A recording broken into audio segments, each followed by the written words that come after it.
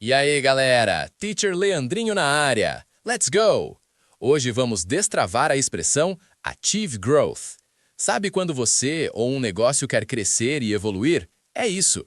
Bora aprender a usar essa expressão top. Achieve Growth. Achieve Growth. Achieve Growth significa alcançar crescimento. Usamos para falar sobre o progresso e desenvolvimento, seja pessoal, de uma empresa ou de um país. People in those countries want to achieve growth. People in those countries want to achieve growth. With education, it is smooth to achieve growth. With education, it is smooth to achieve growth. Security is a necessity for the store to achieve growth. Security is a necessity for the store to achieve growth. É isso, pessoal. Lembre-se que achieve é um verbo que pede uma meta, um objetivo.